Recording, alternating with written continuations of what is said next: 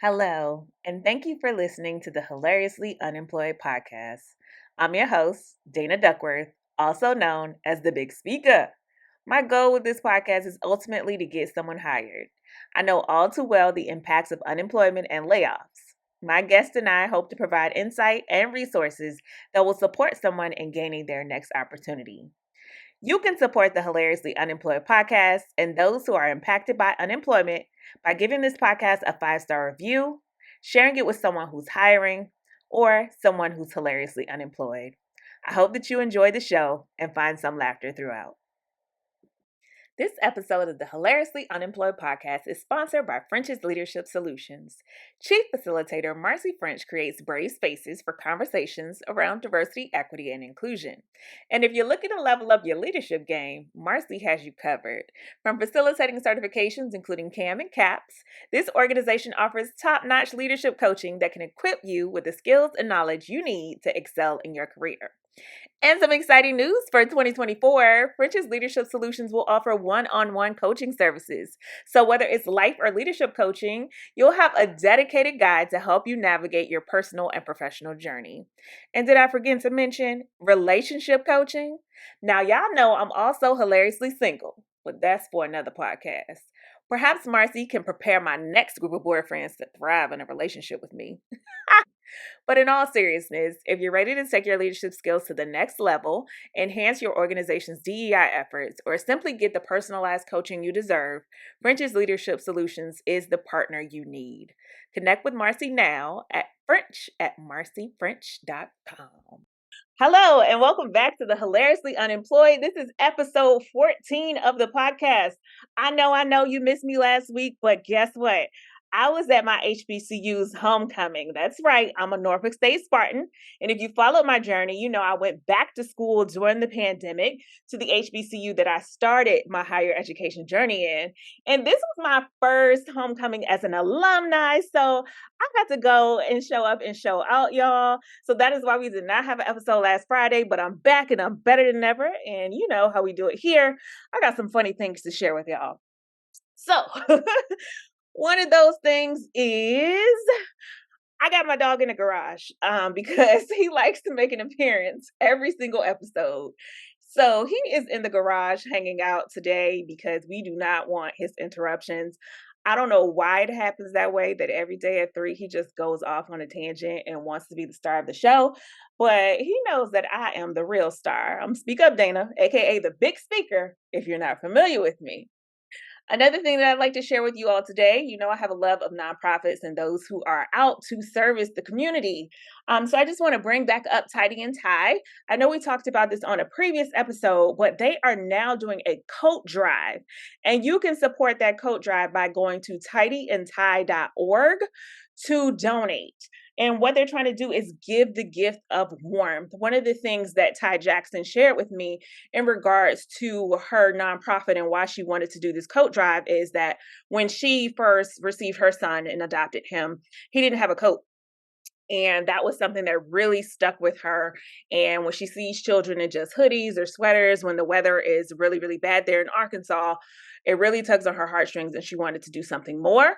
So if you like to provide the gift of warmth to children in Arkansas, you can do so by going to tidyandtie.org and submitting a donation through that donation link. So they will buy a new, not used, a new coat for children in need there in the Arkansas area. All right, so let's get to the reason why you are really here. You're here to hear another hilarious unemployment story. I mean, sometimes it's funny, sometimes it's not. But today, I know that we are going to get some laughs about this story. When I did my pre-call with my guest, Jessica, I was in stitches. While her unemployment journey is not funny, and I wish that she had employment, of course, the conditions under which her first layoff happened and the place she was in when it happened is what I think you all will find some joy in today. So just a little bit about Jessica. She has over 15 years of experience in product management leadership, She's no stranger to the world of technology. She is a boss in her field, a product management leader and storyteller. She's customer obsessed and an innovator and a change agent. She's also a hilarious, y'all. So I want to welcome to the show, Jessica. Jessica, welcome. Hi, Dana. Thank you so much for having me. I'm excited to be here. You are so welcome. Thank you so much for being here. And before we get to the question that I ask all of my guests who are hilariously unemployed, I want to ask you another question first. How did you find out about our show? And I say our as if I have a team, but it's really me, but we're dreaming big here. Absolutely. Yeah, several weeks ago, you had Jessica Russell, on, and she and I actually went to middle school together. So I've known her for quite a while and tuned in for her episode and then ended up going back and listening to all of your other episodes. And so I've been a quote unquote hilary ever since. Oh, wow. Look at that, y'all. We are building community. So she was connected with Jay Russ. And look at that. I swear, every time I have another guest on, I make another connection and another connection, and the community just continues to build itself. And, I just love that so much. I'm just in a space of like, how far can we take this thing? How big can we build it? Who else can we touch? Who can we impact? And of course, my ultimate goal is to get somebody hired. That hasn't happened yet. So, audience, right now, I want you to go to your list of followers and hit that invite button that you see at the very bottom of your live. If anybody in your network has that open to network banner or I'm hiring banner, invite them to the show. They need to see this. Well, hear it, but they can see my pretty picture. Anyway, Jessica, back to you. Tell me how long you've been hilariously unemployed. Sure. So I got laid off on July 6th. So Monday will be 4 months. Okay. This time. So not that long. As we know, my expiration date was June the 30th of 2023. So not as long as me, and definitely not as long as my last guest who was laid off in February and was still struggling to find employment. So Right. can you share a bit about your employment background? My employment background is in multifamily. I'm a speaker, DEI. I don't know too much about product management. I mean, I have products that need to be managed, but could you tell us a little bit about your background? Yeah, absolutely. So I actually started as an interior designer and then ended up in tech 15 years ago, actually starting in tech support, and just really quickly realized that I loved speaking to customers, understanding, their pain points and coming up with a solution, but I wanted to have a bigger say in what the solution was. I wanted to kind of add that creativity to the solution. And so that's kind of where I led down the product management path. So I've spent the majority of my career focused on e-commerce and marketing tech type of products in mostly SaaS, environments. I've done some financial tech and online community technology as well. Oh, awesome. And so that's pretty much what I focus on. I work a lot with engineers, and then obviously, understanding the market, understanding our customers, and making sure that what we're building aligns with the market and customers as well as our overall business strategy. Okay, so now I have a very good understanding of what it is that you do. Although you're not a people operations person, you're a people person, but you're the people person for the customers. So you are there to make sure that the business is successful and to connect the dots between customer and product. Is that right? Yeah, pretty much. That sounds good. All right. So, have you been watching the amount of layoffs and employment changes that have been happening in the tech industry since that's something that is so kind of close to where you were supporting tech? I've been trying to avoid it, just be an ostrich, stick my head under the sand, because it's so depressing. But um, I think before I got laid off this time around, I honestly didn't have much of a LinkedIn presence, probably not as much as I should have. And then with the most recent company I was working for, we had launched an alpha product. So we were really trying to drum up a lot of interest in that. And so I was spending a lot more time on LinkedIn, connecting with people and sharing, posts about that. And that's where I started seeing a lot more of these constant layoffs in tech. Yeah, it's been a lot. I've actually been following the hashtags and looking one, I'm always looking for guests, and two, like my life has just become an unemployment journey, and everything that I do now revolves around conversations about employment or lack thereof. So I've been seeing it, and it's just a massive amount of people are being impacted. And then in my industry, the multifamily industry, I'm seeing the same thing. Every single day, I'm seeing someone that I kind of know or I'm affiliated with or somebody in my network really knows say that they are without a role. And for me, I've always saw as the multifamily industry as one that is similar to healthcare. Like there's always going to be a job in multifamily. Right. And then, of course, we see the same thing in DEI, which that is more understandable to me, regretfully so, that I understand why. But I see that the cost cutting is really hitting DEI practitioners in those roles that were once, highly sought after. So the tech industry is really getting hit hard by this economic shift, and many people are saying that I've applied. I read an article the other day. She was like, I applied for 500 jobs. That sounds like a nightmare to me, but honestly, I've been doing it for so long. I don't even know what the count is at this point. I could very well be up there with my good sis who said she'd applied for 500. So, Sure. Yeah, no, I also have not been keeping track again. I kind of just don't want to think about it too closely, because often I just feel like I'm applying into this like void and don't, there are jobs that I applied to back in July that I still have not even gotten a rejection from. yeah, So it's, I don't want to keep track, but I also have become a little bit more targeted in my search over the past couple of months. And so I'm trying to go away from the spray and pray yeah. mentality of applying and just really trying to stay more focused on what I'm really wanting to do. Yeah, and we'll unpack that a little bit more later, talking about the application process and the best way to go about it. But for now, we have to give the people what they came for. They need to hear your unemployment story. So let's talk about your first, because you're a two-time offender. Let's talk about your For first. uh, About your first layoff. Please share the background and some of that story with me. And then I'm going to interject because the story is just one that is hilarious. Absolutely. So I like like was said, I was laid off twice in 2023. And the first one I knew was coming. I just didn't know the time frame. So at my previous company, I was on the executive leadership team.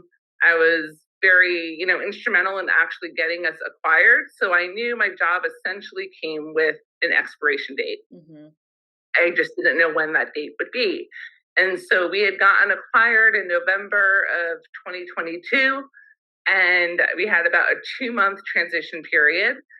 And in January, my family went to Disney World. It was my kids' Christmas slash Hanukkah present. And we were standing in line for the coveted Rise of Resistance ride. That you, by the way, have to spend extra money to get like the fast pass for. So we were in line for this when I get the official call that I no longer had a job. So Disney is no longer the happiest place on earth. um, Getting that layoff is not funny, but it's hilarious because, like, what? yeah, it was the middle of our trip. So I tried to make the best of it. We still went on the ride. No, wait a minute. Right. No, because my stomach would have been in shambles. There's no way I would have been able to still stay in line. Like how long had you been in line, and how close were you to the actual ride?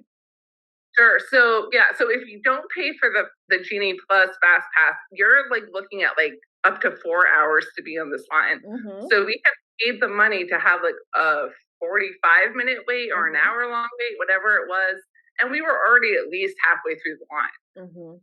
Actually, we were further because it got to the point where we were going to go into this like cave for the Hmm. queue, and I had to start letting people go in front of us so that I wouldn't lose the call. Jessica. So there was no turning back at that point. We were very committed to going on the ride because my son is a huge Star Wars fan. Oh, Um, mm. so yeah, we went on the ride and made the best of the rest of the week. Which again, I knew it was coming. I just didn't know the timing and didn't think, that I was necessarily going to get the call while I was on my family vacation.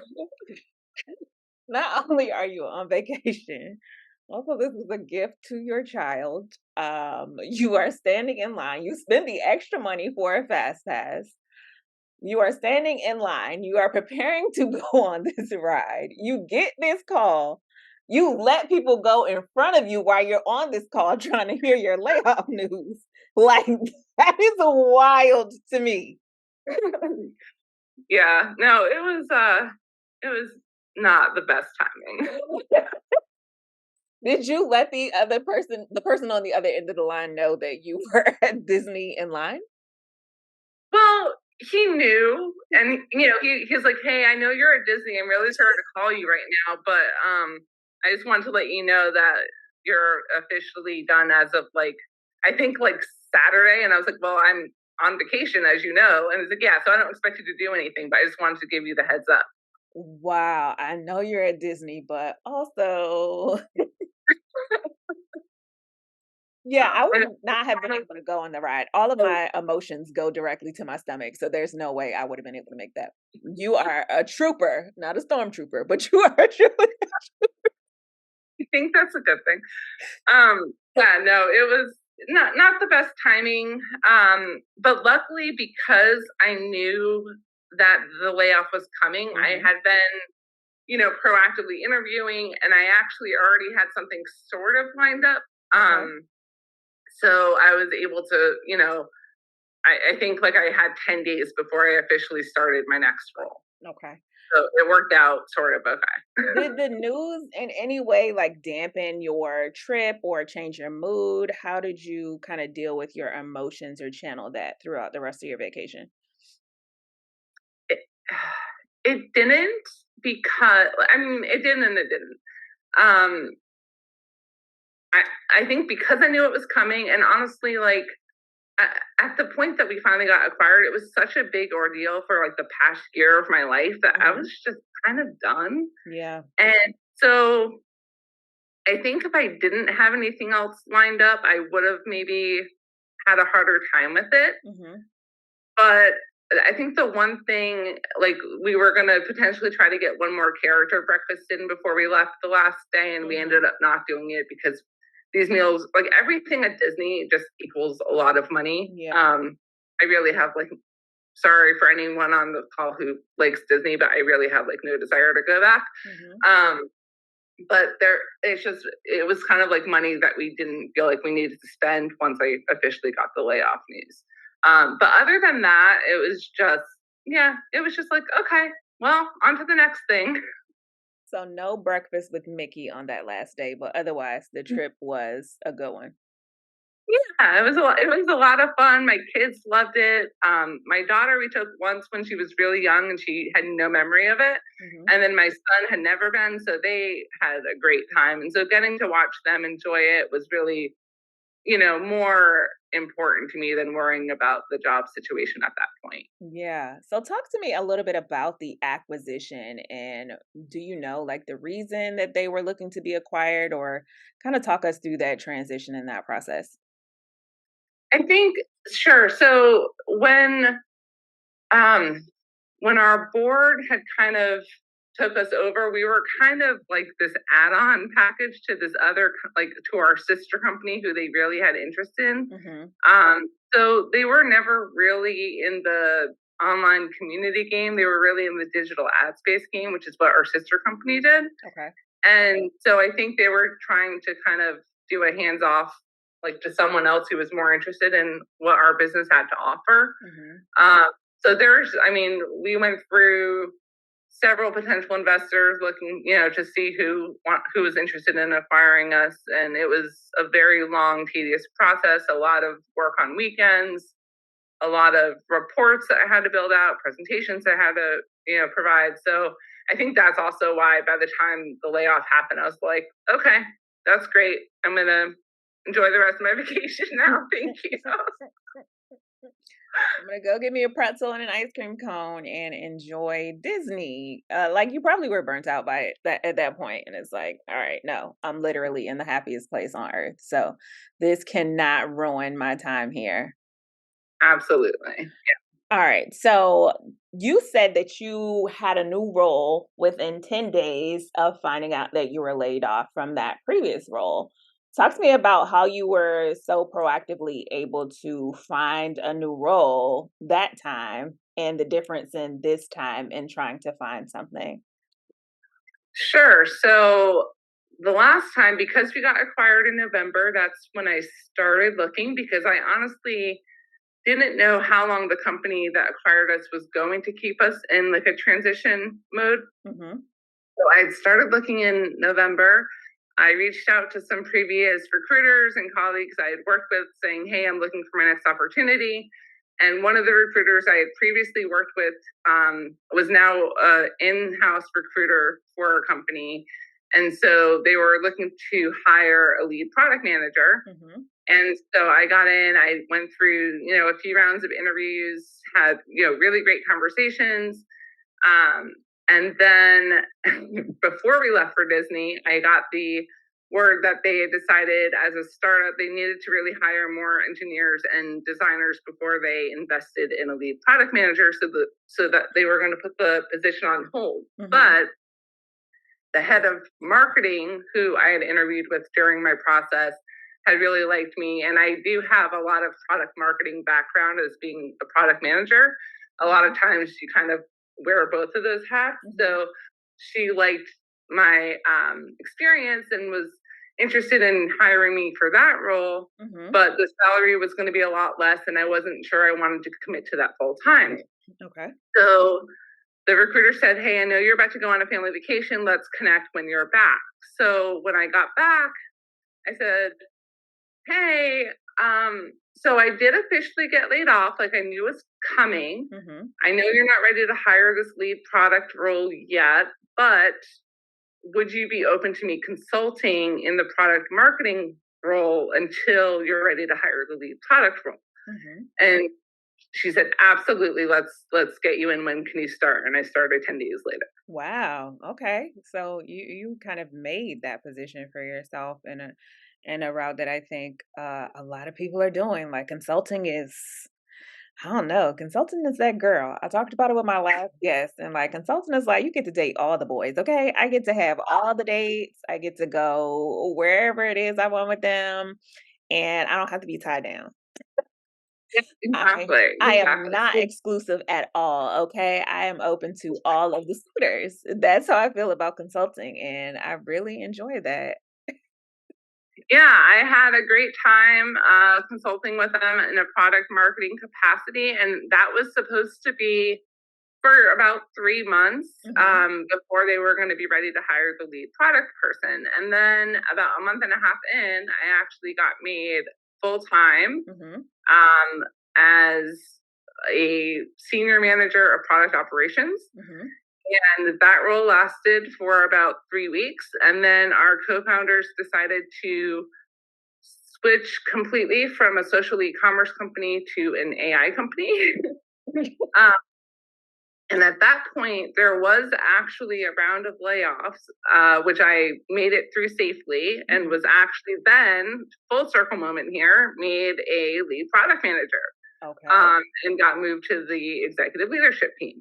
Okay. Uh, so then I was leading a cross-functional team of product design and engineers as we kind of went through this pivot, and I was helping us get ready to launch our alpha release.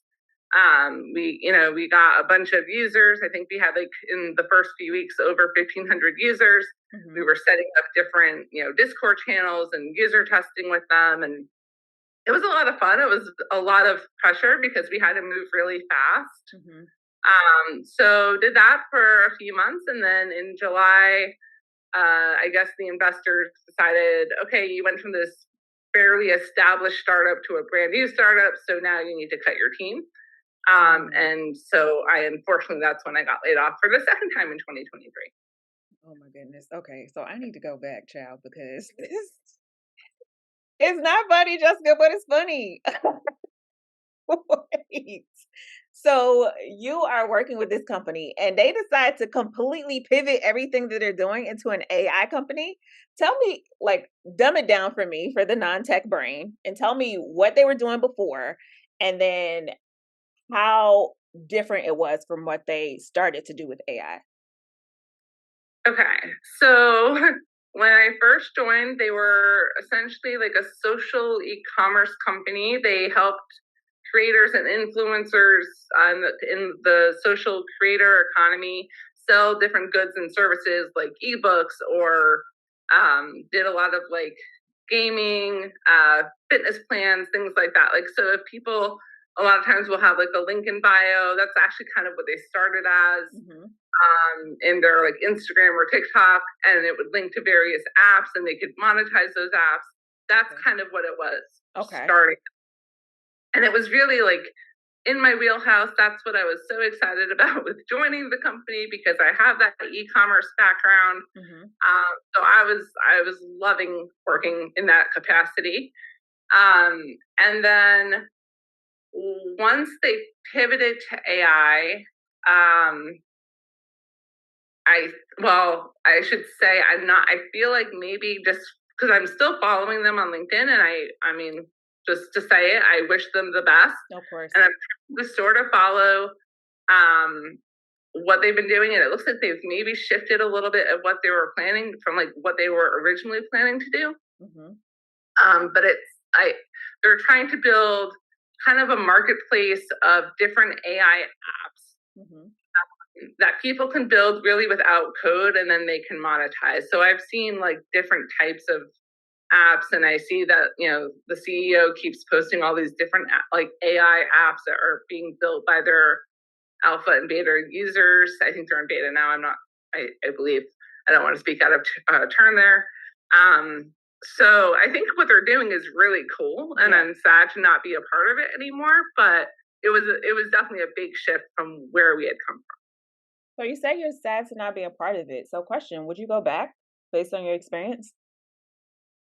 Yeah, I mean, potentially if there was space for me and I left on good terms and the CEO actually posted a few times on my behalf, like, hey, hire this product manager. She's awesome. So definitely, like I said, I wish them the best. I get excited seeing what they're working on. Yeah. And I would certainly be open to going back if it worked out. But right now I'm supporting them from the sidelines. Yeah, that's awesome. Shout out to the good CEOs out there, man, because it truly makes a difference. I don't know if I've ever told you all, but the CEO of the organization that I was laid off from, he honestly was like, hey, how can I help you? And he tapped me in with another company that does executive leadership coaching, and they needed somebody to support customers with DEI. So shout out to the good CEOs who know that, like, hey, this person, you're losing them, but that doesn't mean that they're not still a fan of your product, a fan of your organization. And if there is something in your power that you can do to support them, why not, man? Why not? I'm really grateful that my CEO supported me in that way. He also told me, hey, you're a CEO now. It sucks. So yeah, it does. I have so many jobs and so many responsibilities, but also am hilariously unemployed. So it does suck. And entrepreneurship is not amazing sometimes, but here we are. And I complain, but I'm happy. So you got laid off 2 times in a very short time frame. So tell me what your emotional state was, how you're feeling, kind of how you managed. Because the second one was pretty unexpected. How did you manage after getting that news? So yeah, the second one was definitely unexpected. I hopped on for my one-on-one with the CEO, my weekly, check-in, and our HR person was there, and that's Oh no man, anyone in HR, but that's never a good sign. you already know what's going down when you hop on the call as the HR box on that Zoom. You Yeah. should just hang up. Yeah, so I mean, it was definitely unexpected, and I took a few days to grieve, but Mhm. I was actually about to go on vacation with my family to the beach. So every What? summer, yeah, I'm just never going to take PTO again because it's clearly just not a good thing for me. Um, but so every summer we go and just do like an Airbnb at Carolina Beach, Mhm. and so we were leaving in like 3 days, and I think my official like last day of employment was actually while I was on like planned PTO, if I Mm. remember correctly. So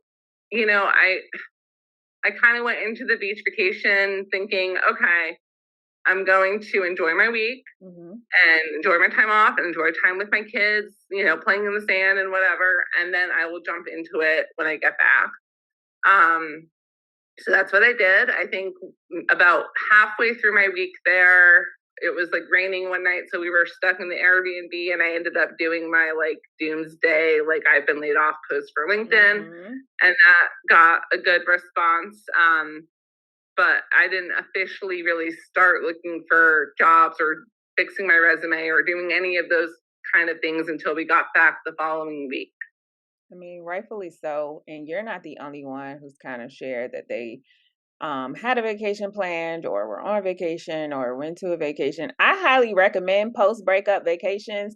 So whether you're breaking up with your spouse or your employer, I recommend it. I know it seems like a space of like, hey, I shouldn't be spending any money or I shouldn't be doing this. I should be focused on what's next. But really and truly, like that downtime to just decompress and be like, all right, my life is okay. I am okay. I am still able to enjoy things.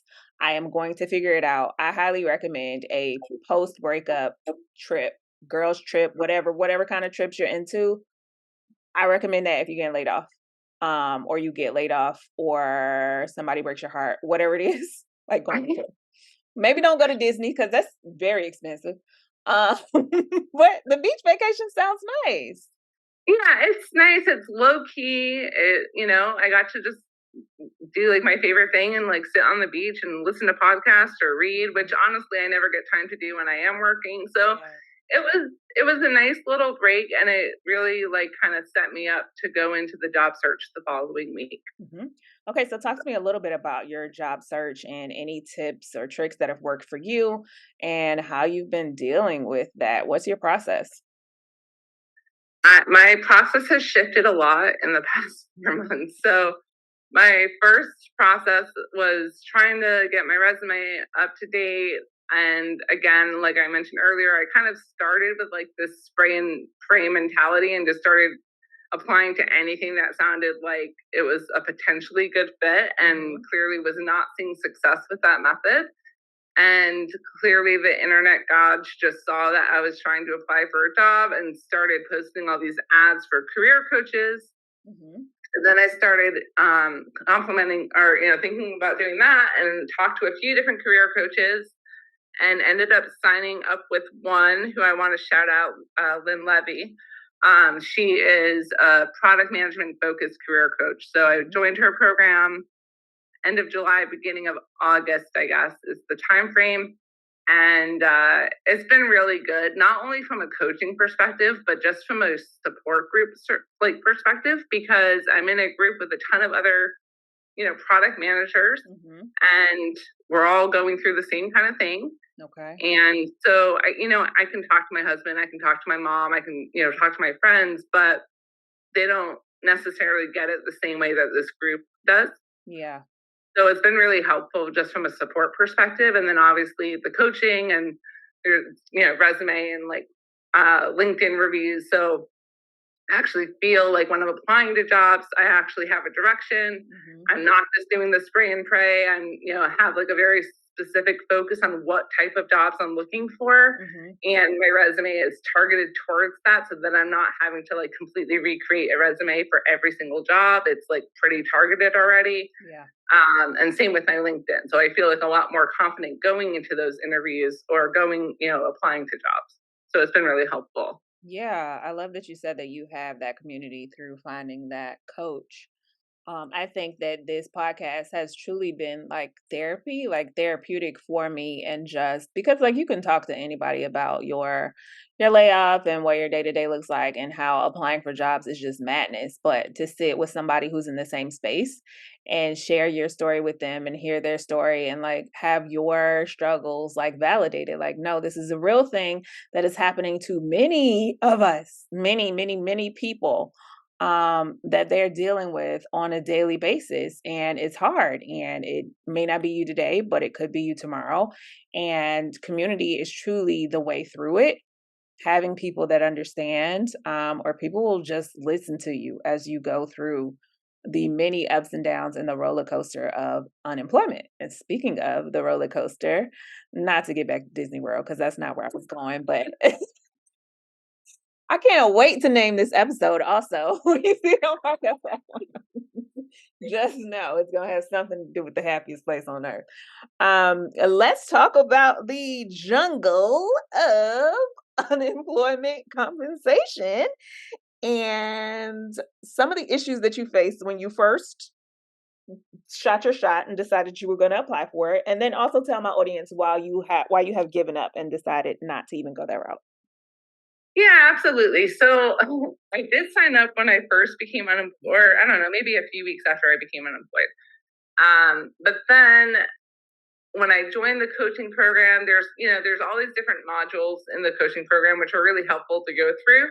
But I was spending more time doing that and not so much applying to jobs, because then I very quickly realized, okay, my resume is maybe not as good as I thought it was. There's things I need to work on. Mhm. So I'm going to take a little bit of a break from applying to jobs. So then I wasn't even going to qualify for unemployment. Mm. Then I got a message that they were changing the login procedure for the North Carolina unemployment. So then every time I would try to log in, it kept telling me it didn't recognize me. So that was always fun, because I constantly had to reset everything. And then I recently saw something that North Carolina unemployment is so backed up that like I wouldn't even expect to get a payment until January of next year. And so at that point, I was just like, you know what? I'm going to take a break, because the $350 I think I would get each week is not even worth my time to try and figure this out. So hopefully, knock on wood, I will be no longer hilariously unemployed by January. Otherwise, I may rethink things. But yeah, I decided the ROI on the time investment there wasn't worth it. Yeah, not great. Not great. It does take a lot of time, a lot of effort in the process. It's just mind numbing. Jay Rush shared on her episode that there are two systems that you have to use there in North Carolina that don't really sync up with each other. And there was just so many conflicts. And I told y'all, I get anxiety even calling because of the amount of questions, the way that the questions are worded. It's like, were you available to work? Yes. Did anybody give me a job? No. Like, that's why I'm calling you back this week. Um, so Exactly. the process is just a nightmare for folks. And I wish there was some way that I could make it better. Hopefully, somebody hears my gripes on this podcast and decides we need to get some people hired over at the unemployment office. Yeah, all across the world, all across the country. We need Yeah. The process should not be that way at all. Let's talk a little bit about the September surge and what we were hearing was going to happen in September and definitely did not surge. Yeah, I feel like I was lied to, because no, I kept hearing September surge. Get your, make sure everything's ready. Make sure you reached out to your network. The September surge is coming. You're going to have all these jobs to apply to. People are going to start getting jobs, and maybe it picked up a little bit, but there was no September surge. I honestly, just from my personal experience, feel like things haven't really started picking up until maybe the first or second week of October. Mhm. And that might just be my personal experience, but like October is definitely when I've started to see more recruiters reaching out to me on LinkedIn. I've had several like previous colleagues connect me and refer me for positions. So that's been great and really helpful and greatly appreciated. But yeah, that really wasn't happening a ton until like I want to say the second week of October. Yeah, the September surge was definitely a lie. It didn't happen. It wasn't a thing. It did not exist. Somebody made it up and thought it was cute, and they put those two words together, and nothing surged when it came to jobs in September. Nobody called me, and that's okay. Me neither. Yeah, nobody called me, and that is okay. But people definitely were saying that September was going to be when things started to pick up. And I know we joked a little bit about like going to get seasonal jobs at Target, and you said that now you can't even get those. Uh, Yeah, I was hearing that like people were trying to get even part-time like seasonal work and they were getting turned away from that as well. And then the other thing I was experiencing, like I would get an interview based on an application. Like one time I got a call from a recruiter on a Monday, set up a first round interview for Wednesday, and then an hour before that interview, it got canceled because they decided to do away with the position. wow, that's a quick turnaround. It happens though. When I worked in people ops, we would have a rec and then be like, "Oh no, just kidding. We're not going to be doing that." So these shifts do happen in business, and they definitely impact the job seeker when the company decides to go in another direction or decides that they can't actually fulfill that role or don't want to fulfill that role at that time. Let's Right. talk a little bit about what your ideal next role would be. And I just want to go ahead and say to the audience, if you all have any questions, would like to come up on stage, ask any questions of myself, my guest, or share any feedback for us, you can start to raise your hands now and I will allow you up on stage. But first, back to you, Jessica. What is your next role going to look like in the most ideal way? Yeah, my next role, I'm looking really for a director or like head of product type position. Mhm. Staying in, SaaS. I have a few different jobs I've been interviewing for lately that I'm really excited about. So I'm hopeful, like knock on wood, that maybe one of those will pan out. But yeah, I really enjoy, being very strategic and working on like an overall plan. I like the more strategic versus tactical side of product management typically. Mhm. And I really enjoy the mentoring and coaching aspect of team management. Yeah. So even though I've been hilariously unemployed for the past few months, I've still enjoyed mentoring in some of my spare time. So I definitely want to continue down that path as well. Okay, y'all heard it here. So if you know anybody in your network who is looking for someone as dynamic as Jessica to join their team and to drive them towards success, please be sure to share her LinkedIn profile with them. Audience, if there are any questions, go ahead and hit that raise hand feature. I will get you up on the stage. In the meantime, I want to tell you all that the Hilariously Unemployed is truly a community. So I encourage you, if this is your first time here, to go ahead and click on my beautiful photo in my yellow blazer and add me to your network. Please do the same for Jessica. Add her to your network. And all these little bubbles that you see beside you here in the audience, join their network as well. LinkedIn is about connecting, and you never know who is there with your next opportunity. Even if you don't need an opportunity right now, you might need one down the line. And who knows if that connection you made here today at the Hilariously Unemployed will be the first stop on that new opportunity journey. Any questions before I go on a rant about many things that I just want to share with you all? All right. So I do want to tell you all that the podcast shop is still up and open, and we do have some more hoodies, and I have made some additional sizes available for pre order. So if you are, in fact, a Hilary and want to wear the most comfortable swag ever, I've got you covered. You can go on over to my LinkedIn bio and click visit my store to go and check out the Hilariously Unemployed podcast store and get your hoodie on. I have heard from multiple sources, not just me and not just my teenage son who has one. He didn't pay, by the way. That they are the most comfortable hoodies. And I, in fact, know somebody that wore one 4 days in a row. Not going to say any names, but thank you for your support. We appreciate you. You know, you can buy another one if you need it. I'm going to work on some other colorways. This person may be laughing in the audience. I will not identify her, but she has identified herself. I'm going to be on the run next week. I am going to be in a lot of places, spreading my message and speaking up, Dana.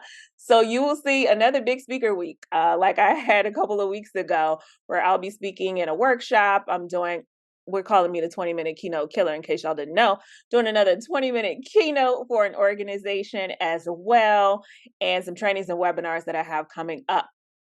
All right, without anything else to share here today, if nobody wants to come on stage, Jessica, please provide some insights and things that you think will resonate with the audience of people like myself, like yourself, who are hilariously unemployed. Any light you can provide them, any just glimmer of hope, as you have been, you're navigating your journey. You're a two-time offender of layoffs, but you have a great spirit about you, and you were able to cackle and laugh about that whole Disney story with me.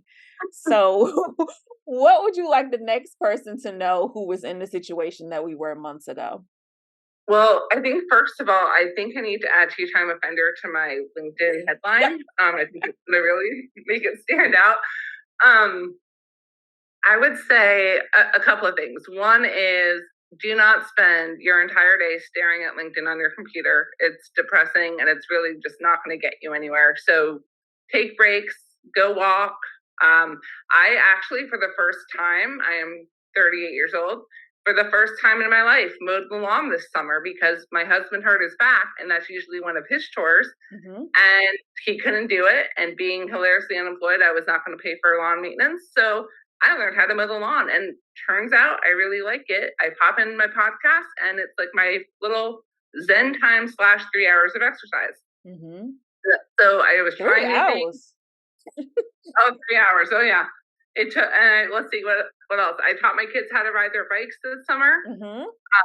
Got to do some more traveling. I went to New York and to Charleston. So do things that are not just job searching if you can. You have to stay sane, the exercise, do whatever self-care is going to be helpful for you. And then the other thing is really try to reach out to your networks. And I just think you're going to have a lot better success going through your network. I know I always have in my career than just applying cold on LinkedIn or on other job boards. Not saying it can't happen, but the network's really key. Yes, the network is key. The network is strong. This is the only platform built for social media networking, connection, and employment. This is where it should be getting done more often than not. So make those connections, make solid, real connections with folks, and hopefully on the other side of that is your next opportunity. Jessica, I cannot thank you enough for being such a great sport, and allowing me to laugh at your Disney story because, child, that is just the type of material we eat up right here at the Hilariously Unemployed.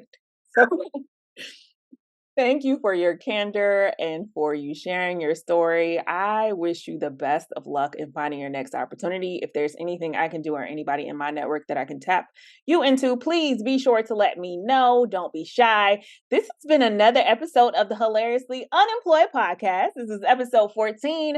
I'm thankful and grateful that you all decided to stop by on another Friday. And if you're listening to this on your podcast platforms, be sure to leave your girl a 5-star review, subscribe, and share it. It really helps the share grow until the show grow. Until next time, y'all.